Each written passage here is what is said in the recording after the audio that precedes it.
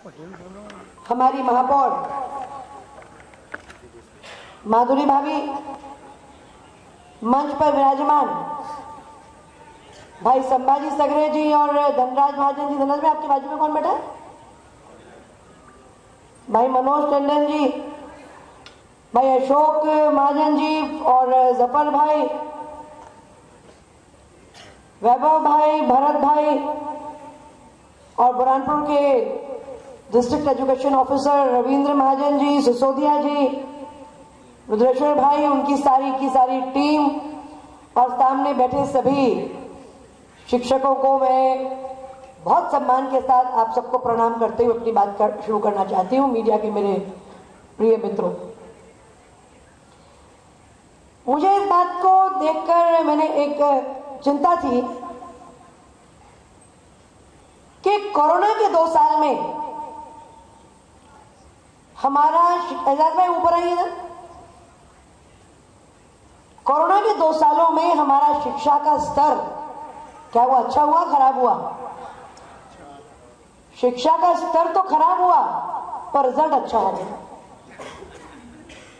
Classes लगी नहीं पर सब बच्चों को हमने अच्छे नंबरों से पास किया।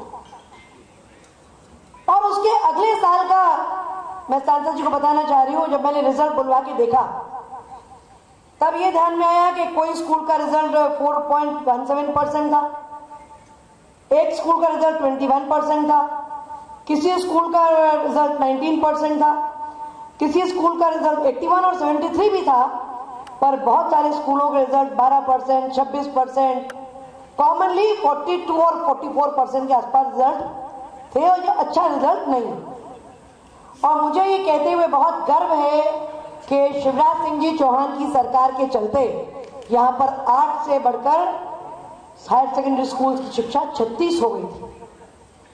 और मैंने फिर डीओ बुरहानपुर से बात की, कलेक्टर महोदय से मैंने आग्रह किया कि आप भी डीओ को मार्गदर्शन करें कि टोटल हमारे पास किन किन स्कूलों में फिजिक्स का, मैथ्स का, अंग्रेजी का, अकाउंट्स का शिक्षक नहीं है, और ये इसके साथ साथ अच्छे शिक्षक कौन कौन से हैं।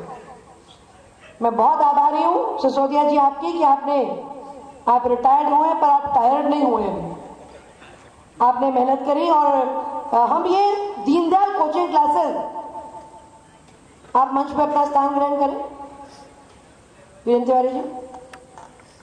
आप सबको याद है दीनदयाल कोचिंग क्लासेस पहले चलाते थे?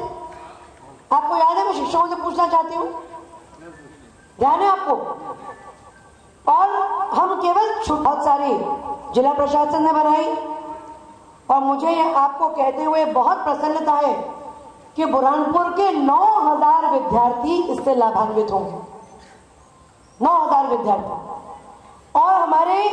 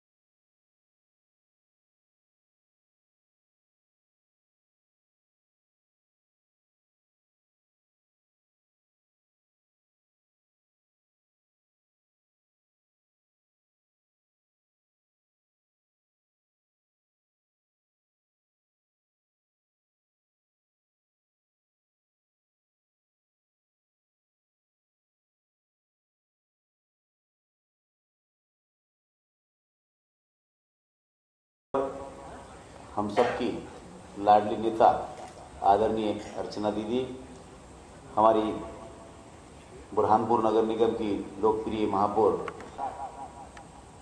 छुट्टी के दिन जो अच्छे शिक्षक तो सारे अच्छे ही होते हैं, लेकिन जो अपने विभाग को सर्विस समय देने के साथ साथ शेष समय में से भी निकालकर छुट्टी के दिन जो क्लासेज चलेगी उसमें अपनी सेवाएं देंगे।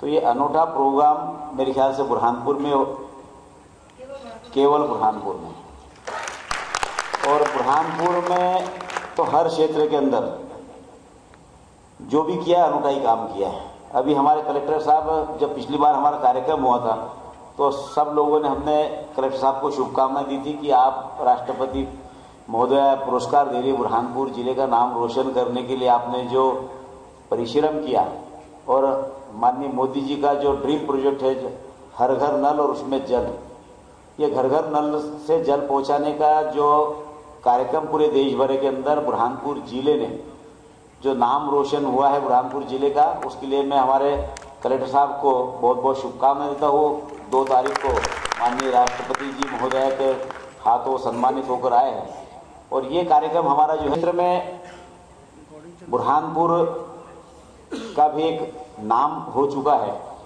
और आप सब लोग, मैं समझता हूँ कि बुरहानपुर जिले के शिक्षकों ने हमेशा बुरहानपुर का मान बढ़ाने के लिए, गौरव बढ़ाने के लिए उल्लेखनीय कार्य किए हैं। यहाँ पर बहुत अच्छे अच्छे शिक्षक हैं, और सरकारी स्कूल में बच्चे पढ़ने वाले विद्यार्थी भी अच्छे मार्क्स लाकर अच्छे सर्विस के अंदर भी अपना अच्छा नाम कमा रहे हैं। तो ये कहीं ना कहीं जो देन है आप लोगों की देन है। और पंडित दीनदयाल जी के बारे में भी मैंने, अर्चना दीदी बता रही थी कि पंडित दीनदयाल जी ने आईएएस की एग्जाम में इंटरव्यू पास किया था। वो चाहते तो सर्विस के क्षेत्र में जा सकते थे, लेकिन मैं समझता हूँ कि वो सर्विस के क्षेत्र में जाते तो जितना नाम उन्होंने आज कमाया, और जो जिस दिशा में आज हमारी सरकारें काम कर रही है, पंडित दीनदयाल जी का लक्ष्य था अंतिम छोर के व्यक्ति के चेहरे पर चमक, और अंतिम छोर का व्यक्ति मतलब वो अंतिम छोर का व्यक्ति जो आखिरी लाइन में बैठा हुआ वो नहीं, जो दलित है, शोषित है, पीड़ित है, जो हर दृष्टि से पिछड़ा हुआ है, ऐसे पिछड़े हुए लोगों के चेहरे पर चमक होना चाहिए, ऐसे पिछड़े हुए लोगों को सरकार की योजनाओं का लाभ मिलना चाहिए। उस दिशा में हमारी शिवराज जी की सरकार और मोदी की सरकार भी काम कर रही है। और यदि मैं समझता हूँ कि यदि सर्विस में जाते तो शायद इतना अच्छा काम नहीं कर सकते, लेकिन एक समाज को दिशा देने का काम और समाज को सुधारने का काम पंडित जी ने जो दिया, और उस दिशा में हम सब लोग सारे, चाहे जनप्रतिनिधि हो चाहे अधिकारी हो, उस दिशा में आज कहीं न कहीं काम करने का प्रयास कर रहे हैं। और जो कोचिंग लेने के लिए आप लोग जाएंगे, जो अच्छे पढ़ने वाले विद्यार्थी हैं, उन अच्छे पढ़ने वाले विद्यार्थियों को सिर्फ मार्गदर्शन की आवश्यकता है।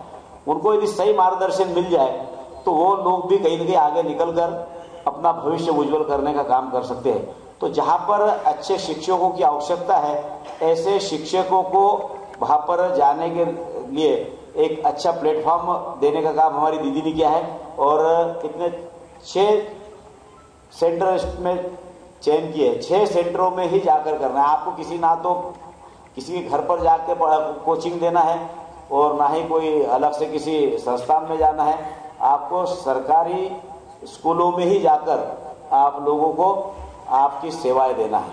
और क्योंकि आप लोगों तो समाज को सुधारने का काम कर ही रहे, आप लोगों ने देश का भविष्य बनाने का जो क्षेत्र चुना है, उस क्षेत्र में आपको एक ये नई उपलब्धि भी हासिल हो।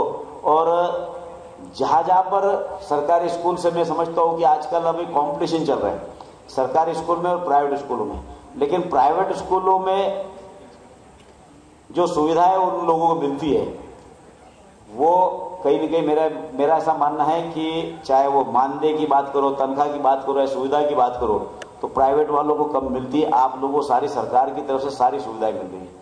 तो आप लोगों को इतनी सारी सुविधाएं मिल रही है, और आप लोग सरकार के स्कूल में पढ़ाने के साथ साथ सरकार की योजनाओं का भी प्रचार प्रसार करने का काम करते हैं। आपको लोगों को रोज कुछ न कुछ ऐसा कोई, मैं समझता हूँ कि सप्ताह नहीं जाता होगा कि जिस सप्ताह में कोई न कोई बैठक में आपको नहीं जाना पड़ता होगा, क्योंकि स्वाभाविक है कि सरकार हमारी है, अपनी है, और योजनाएं भी हमारी अपने लोगों को ही देने के लिए है। तो उस योजनाओं के चाहे गणना की बात हो या प्रचार प्रसार की बात हो, तो आप लोगों को वो काम भी देखना पड़ता है, और उस काम के साथ साथ आप लोग ये काम भी देखेंगे। और यदि इसमें से आपके 2 घंटे जाकर कोचिंग में पढ़ाएंगे तो उसमें से यदि एक कोचिंग से हमने 10 लड़कों का भी अच्छा भविष्य बना लिया तो ये हमारे लिए बहुत बड़ी उपलब्धि होगी। और आज शिक्षा के क्षेत्र में हमारी, चाहे शिवराज जी की सरकार हो या मोदी जी की सरकार हो, शिक्षा के क्षेत्र में जितना परिवर्तन हमारी सरकारों ने किया है, वो जितने सुविधाएं आप लोगों को दी, जो आप लोगों ने मांगा वो हमारी सरकार ने दिया है। जहां पर पहले हमने देखा है, आज से 15 साल पहले की कहीं पर भी कई स्कूलों में तो ये स्थिति थी कि हमको कहीं झाड़ के नीचे बैठना पड़ता, कहीं ऐसा लगता था कि कब ऊपर से कभी भी टपक जाए। लेकिन आज अच्छे भवन बनाने के साथ साथ एक अच्छी व्यवस्था देने का भी काम किया है। और माननीय प्रधानमंत्री मोदी जी ने शिक्षा के क्षेत्र में जो अमूलचूल परिवर्तन किया है, और आज हिंदी की पढ़ाई वाले बच्चे भी मेडिकल की पढ़ाई हिंदी में होगी। ये इतना बड़ा परिवर्तन हमारे देश के प्रधानमंत्री जी ने किया है। और आप लोगों ने जो सुझाव दिए होंगे, आप लोगों के बगैर तो इतना बड़ा परिवर्तन शिक्षा के क्षेत्र में होना संभव ही नहीं था। लेकिन आप लोगों को ही माननीय प्रधानमंत्री जी ने, आप जैसे शिक्षकों की ही टीम लगाकर इसमें क्या क्या कर सकते हैं, और उसके बाद ही आप लोगों ने जो ड्राफ्ट तैयार किया होगा, वो ड्राफ्ट के तैयार करने के बाद में ही माननीय प्रधानमंत्री जी ने इतना बड़ा परिवर्तन आप लोगों के भरोसे किया है। और क्योंकि आप लोग ही देश का भविष्य बना सकते हैं, और आप लोगों ने देश का भविष्य बनाने का ऐतिहासिक काम किया है। अब्दुल कलाम साहब की हम यदि बात करें तो अब्दुल कलाम साहब भी एक अच्छे शिक्षक थे, और उन्होंने राष्ट्रपति जी के रिटायरमेंट के बाद यदि कोई अपनी फील्ड चुनी तो उन्होंने शिक्षक की भूमिका में ही रहना पसंद किया। तो आप सभी गुरुजनों को मेरी ओर से बहुत बहुत ढेर सारी शुभकामनाएं देता हूँ। इस अनोखे अभियान को आप सफल बनाएं, और ये बुरहानपुर में अनूठा अभियान सफल होगा तो निश्चित रूप से मेरा ऐसा मानना है कि बुरहानपुर को रोल मॉडल के रूप में हमारे माननीय मुख्यमंत्री जी ने हमेशा सराहा है। चाहे हमारे जल जीवन मिशन की बात करें, चाहे हमारे अमृत तालाबों की बात करें, या लंपी वायरस की बात करें। अभी कलेक्टर साहब कह रहे थे कि लंपी वायरस के अंदर भी बुरहानपुर जिले ने टारगेट पूरा कर दिया। तो हमारा बुरहानपुर जिला जो भी हमारे को काम देते हैं उसको टारगेट पूरा कर दे, और ये काम को भी आप निश्चित रूप से पूरा करेंगे तो आने वाले समय में बुरहानपुर जिले से पूरा प्रदेश प्रेरणा लेगा। और इस तरह से पंडित दीनदयाल जी के कोचिंग क्लासेस आज यहाँ से शुरू हो रही, तो इसका लाभ कहीं न कहीं हमारे देश भर के प्रदेश के युवाओं को भी मिलेगा, और आप लोगों का इस माध्यम से मान सम्मान बढ़ेगा। आज के इस अवसर पर मैं दीदी को भी बहुत बहुत धन्यवाद देता हूँ, और जिला शिक्षा विभाग के समस्त स्टाफ को भी और कलेक्टर साहब को भी धन्यवाद देता हूँ कि आप सब लोगों के सहमति से इतना अच्छा अनूठा कार्यक्रम बुरहानपुर से शुरुआत हो रहा है। आने वाले समय में इस कार्यक्रम की सराहना पूरे देश में, प्रदेश में हो। आप सभी को बहुत बहुत धन्यवाद। बाद में शायद परमानेंट नौकरी करती रहती ज़्यादा अच्छा होता, टेम्पररी नौकरी के चक्कर में आ गई। और एक मेरा आग्रह है आप लोगों से सबसे, कि जो शिक्षक हमारे पढ़ाएंगे उनको प्रति क्लास पढ़ाने का 300 रुपये का रेम्यूनरेशन प्लीज हम देने की व्यवस्था करें। मैं भी उसमें अपने मेरे ट्रस्ट की ओर से योगदान दूंगी। और 300 मेजॉरिटी टीचर्स को किसी को 2 क्लास मिलेंगी, कभी एक आधी बार किसी को 3 क्लास मिलेंगी, तो इनका जाने आने का फ्यूल लगेगा, समय लगेगा। बच्चों को तो निःशुल्क रहे, पर हम टीचर्स के लिए कुछ ना कुछ रेम्यूनरेशन की व्यवस्था अवश्य करें, क्योंकि वो कोई आप जो कर रहे हैं उसके लिए वो कोई आपका उसको हम पलट के रिवार्ड नहीं कर सकते। वो केवल एक आपका मान देने वाली बात है आपको, और वो मान हम देने की व्यवस्था करेंगे। ऐसा प्रवीण सिंह जी ने और सांसद महोदय ने भी मुझे आश्वस्त किया है। और हमने जो ये बनाया है ना शिक्षा समिति का उपाध्यक्ष गजानन भाई को, ये देख के बनाया है कि ये भी कुछ ना कुछ आर्थिक सहयोग कर सकते हैं इस काम के लिए, और आप भी कर सकते हैं कुछ ना कुछ वीरेंद्र भाई। आप भी कुछ और कर सकते हैं, तो आप नहीं घोषणा कराओगे, छोटी करेंगे, टीचर से ज़्यादा कर देंगे। बहुत बहुत धन्यवाद। पंडित दीनदयाल कोचिंग क्लासेस के शुभारंभ के अवसर पर मंचा सिंह, हमारे जिले के सम्माननीय सांसद श्रीमान ज्ञानेश्वर पाटिल जी, सम्माननीय पूर्व मंत्री जी अर्चना चिटनीस जी, हमारे नगर निगम के महापौर माधुरी तेल पटेल जी, जिला पंचायत से उपाध्यक्ष जी और मंचा सिंह सभी अतिथिगण, और मेरे सामने बैठे हुए सभी सम्मानीय गुरुजन, प्रबुद्धजन और बुरहानपुर के भविष्य प्यारे बच्चे। आज हम लोग ज़्यादा बात नहीं करेंगे क्योंकि बच्चों के कल शायद एग्जाम भी है। कुछ लोग रिवाइज करके आए होंगे, कुछ लोग रिवीजन करेंगे। सब अलग अलग तरीके से सबका पढ़ने का तरीका होता है। कोई सुबह पढ़ता है, कोई रात में पढ़ता है, कोई दोपहर में पढ़ता है, कोई देर रात में पढ़ता है, कोई सुबह जल्दी उठ के पढ़ता है। तो मैं कुछ संक्षिप्त चीज़ें और जो इम्पोर्टेंट है उसी के बारे में बात करूँगा। सबसे पहले तो मैं ये क्लेरिफाई करना चाहूँगा कि ये जो हम काम कर रहे हैं ये कोई गवर्नमेंट का टारगेट वाला काम नहीं है कि ये काम हमको करना ही है। ये शासकीय काम नहीं है, ये सिर्फ हमारा काम है जो हम अपने बच्चों के लिए कर रहे हैं। वो बच्चे जो हमारे हैं, हमारे ज़िले के हैं, हमारी जिम्मेदारी है। और वो बच्चे जो कहीं न कहीं क्लास में उतना अच्छा परफॉर्म नहीं कर पाए हैं या और अच्छा परफॉर्म करना चाहते हैं, उनके मार्गदर्शन के लिए, उनकी हैंड होल्डिंग के लिए, उनके सपोर्ट के लिए है। तो ये कोई शासकीय टारगेट नहीं है, ये हमारा दिल का लिया हुआ टारगेट है कि जो हमारे बच्चे पीछे रह रहे हैं उनको हम लोग आगे बढ़ाएं, उनको आगे बढ़ने में मदद करें। जिन टीचर्स का हमने चयन किया है, आप ये मान के चलिए कि वो हमारे सर्वश्रेष्ठ टीचर्स हैं। इसीलिए हमने उनकी उपयोगिता सिद्ध करने के लिए, उनके मस्तिष्क का और अच्छा उपयोग करने के लिए चयनित किया है कि उनके ज्ञान का अन्य बच्चों को फायदा मिले और सारे बच्चे जो इसको पढ़ लिख पाए, देख पाए, कर पाए। क्योंकि मुझे अच्छे से पता है कि जब मैं गांव में 10वीं में था तो हमारे यहाँ 11th में मैथ्स के टीचर नहीं थे, इसलिए फिर मैंने जो है मैथ्स नहीं ली थी, मुझे बायोलॉजी लेनी पड़ी क्योंकि टीचर नहीं थे। और 10वीं में जो पढ़ाते थे वो जो सफेद दीवार के ऊपर सफेद चौक से लिखते थे H ऊंचाई, तो कैसे दिखेगी? ये सफेद दीवार है और सफेद ही चौक है और त्रिभुज बना दिया, H ऊंचाई, L लंबाई, कैसे दिखेगी? हम मुंडी भी लाते सर, समझ में आ गया। तो अच्छे टीचर का होना बहुत जरूरी है। तो हमने जो हमारे सर्वश्रेष्ठ टीचर हैं उनका चयन किया है ताकि जो हमारे बच्चे हैं जिनको मदद की आवश्यकता है वो इस काम को कर पाए। तीसरा, यहां पर जो बात है मानदेय की, मानदेय किसको दिया जाता है? ये वेतन नहीं है, ये मानदेय है। मतलब एक अच्छे काम को करने के लिए हमने आपके मान सम्मान के लिए थोड़ी सी व्यवस्था करी है। वो सम्मान का देय है, वो टोकन है, टोकन ऑफ एप्रिसिएशन है। तो बिल्कुल ये हमारे मन में कभी नहीं होना चाहिए कि हम संडे को वेस्ट कर रहे हैं, इसमें तो मैं प्राइवेट ट्यूशन करता तो मुझे इतना मिल जाता, इतना मिल जाता। ठीक है, जीवन में सबसे इंपॉर्टेंट होता है यश मिलना और कीर्ति मिलना, और हमने उन्हीं लोगों को इस टीम में शामिल किया है जो यश और कीर्ति लेने के लायक है और यश और कीर्ति प्रसारित करने के लायक है। तो कृपया करके हमारे सिलेक्शन को गलत ना ठहराएं और हमको ये प्राउड मौका दें कि हमने एक अच्छी टीम का चयन किया है जो बच्चों की हैंड होल्डिंग करेगी, सपोर्ट करेगी और सहमति के साथ में है। और मुझे अच्छे से याद है कि जब हम लोग सामान्य जिस सिस्टम में काम करते हैं उस सिस्टम में कई बार मोटिवेशन की कमी होती है। मैं जब इससे पहले बुरहानपुर से पहले सिवनी में कलेक्टर था, उस समय कोरोना नहीं था, तो हम लोगों ने प्रण किया था कि हम लोग जो है हमारी सभी स्कूलों में एक एक स्मार्ट क्लास की स्थापना करेंगे, एक स्मार्ट एलईडी टीवी परचेज करेंगे, इंस्टॉल करेंगे। और उस समय मेरे ट्रांसफर होने तक लगभग हमने 2000 में से 1700 स्कूलों में टीवी लगा दी थी। और वो टीवी कैसे लगी थी? सरकारी स्कीम से नहीं लगी थी, क्योंकि हमने शुरू से सोच लिया था कि यदि हम सरकारी स्कूल से 2000 टीवी आएंगे तो क्या होगा।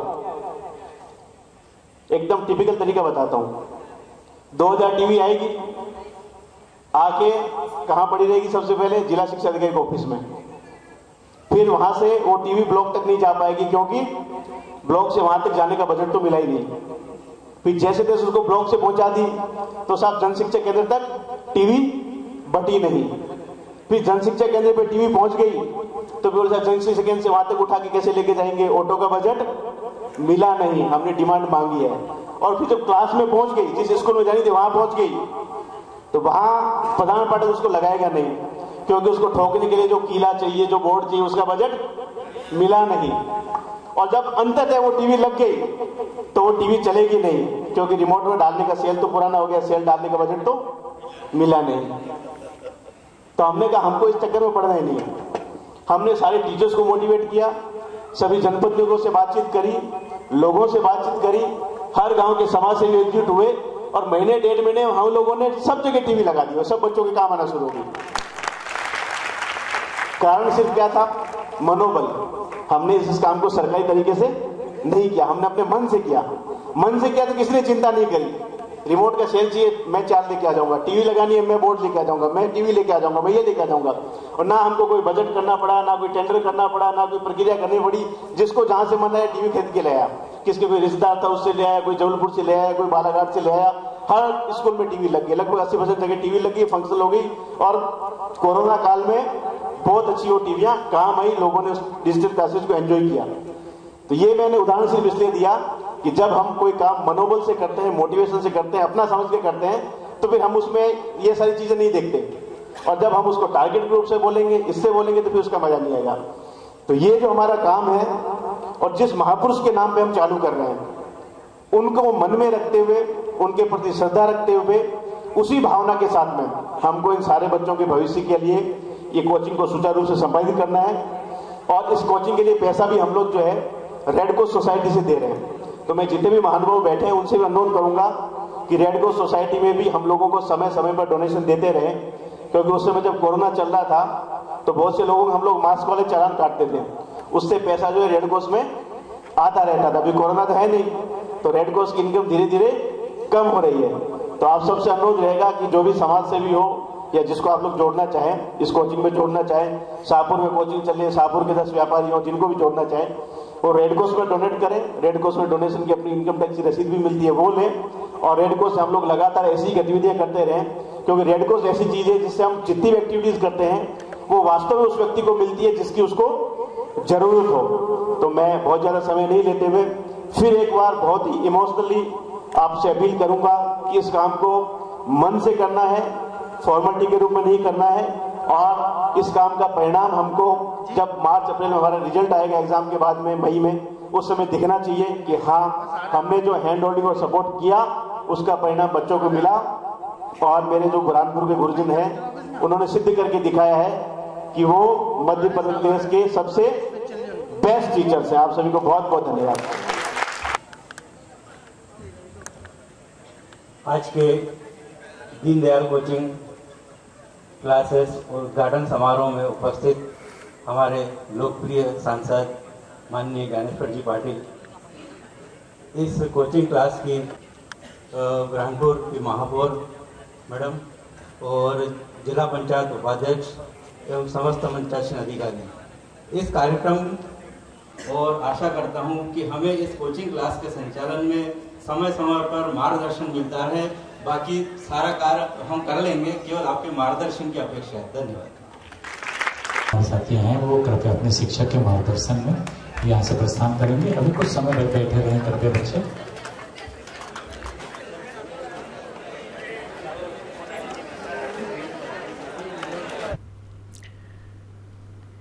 दीनदयाल कोचिंग क्लासेस पंडित दीनदयाल उपाध्याय जी के नाम से शुरू की गई हैं, क्योंकि वह स्वयं एक मेधावी छात्र थे। वह एडमिनिस्ट्रेटिव सर्विसेज के लिए रिटर्न और इंटरव्यू दोनों में क्वालिफाई कर गए थे। वो पढ़ते समय अपने साथी और कमज़ोर विद्यार्थियों के लिए ज़ीरो एसोसिएशन बनाकर उसमें उन्हें शिक्षा दीक्षा देते थे। जो कम नंबर वालों के लिए ज़ीरो एसोसिएशन बनाकर विद्यार्थी काल में ही कोचिंग करे, कोचिंग क्लासेस उसी के नाम से तो होना चाहिए। पिछले दिनों मैंने शिक्षा विभाग से सारा जानकारी बुलवाई कि कोरोना के बाद के वर्ष में हमारे परिणाम कैसे रहे। कोरोना में पढ़ाई तो हुई नहीं, पर परिणाम अच्छे आए क्योंकि सब पास हो गए। आते वर्षों में इसका प्रतिबिंब शिक्षा में दिखा। तब देखा कि बहुत से स्कूलों का परिणाम बहुत कमज़ोर था। फिर ये जानकारी ली कि कहाँ पर परिणाम गणित में, अंग्रेज़ी में, अकाउंट्स में, विज्ञान में कहाँ कहाँ परिणाम बहुत कमज़ोर है। और ऐसे करीब करीब 9000 विद्यार्थी लगे जिन्हें स्पेशल कोचिंग की आवश्यकता है। फिर टीचर से बात करी और सहमति से और उनकी पढ़ाई की दक्षता को देखते हुए 44 शिक्षकों का चयन किया जो अपनी सेवाएं दीनदयाल कोचिंग क्लासेस के लिए देने को राज़ी हैं। बुरहानपुर विधानसभा क्षेत्र में 6 जगह पर प्रत्येक रविवार व शासकीय अवकाश के दिनों में दीनदयाल कोचिंग क्लासेस की जाएंगी जो निःशुल्क होंगी। 11 बजे से 3 बजे तक ये क्लासेस होंगी और शासकीय स्कूलों में पढ़ाने वाले इन विषयों के अच्छे शिक्षक सहमति से अपनी सेवाएं देंगे।